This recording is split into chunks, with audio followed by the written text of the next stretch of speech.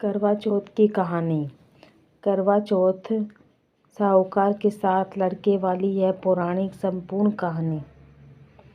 एक साहूकार के 7 लड़के और एक लड़की थी। सेठानी के सहित उसकी बहुओं और बेटी ने करवा चौथ का व्रत रखा था। रात्रि को साहूकार के लड़के भोजन करने लगे तो उन्होंने अपनी बहन से भोजन के लिए कहा। इस पर बहन ने बताया कि आज उसका व्रत है और वह खाना चंद्रमा को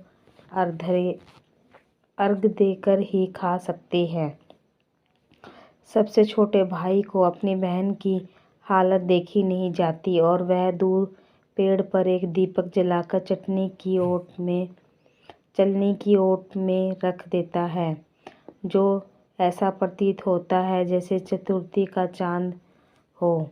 बहन ने अपनी भाभी से भी कहा कि चंद्रमा निकल आया है, व्रत खोल ले, लेकिन भाभीयों ने उसकी बात नहीं मानी और व्रत नहीं खोला। बहन को अपने भाइयों की चतुराई समझ में नहीं आई और उसने करवे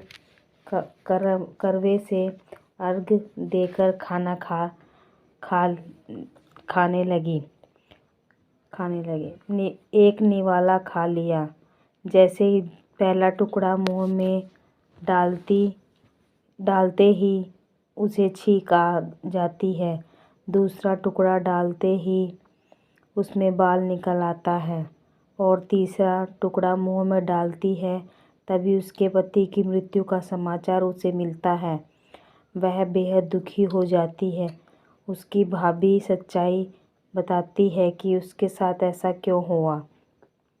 व्रत गलत तरीके से टूटने के कारण देवता उससे नाराज हो जाते हैं, पर करवा निश्चय करती है कि वह अपने पति का अंतिम संस्कार नहीं करेगी और उसके अपने सतीत्व से उसे पुनर्जीवन दिलाकर रहेगी।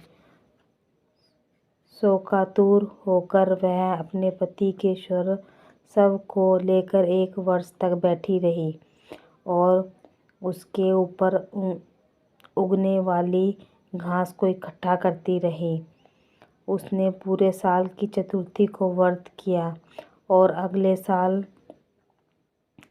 कार्तिक कृष्ण पक्ष चतुर्थी फिर से आने पर उसने पूरे विधि विधान से करवा चौथ पर व्रत किया। शाम को सुहागिनों से अनुरोध करती कि यम सुई ले लो, पिए सुई दे दो, मुझे भी अपनी जैसी सुहागन बना दो। जिसके फलस्वरूप करवा माता और गणेश जी ने आशीर्वाद से उसका पति पुनर्जीवित हो गया। जैसे गणपति और करवा माता ने उसकी सुनी, वैसे ही सबकी सुने। सभी का सुहाग अमर रहे।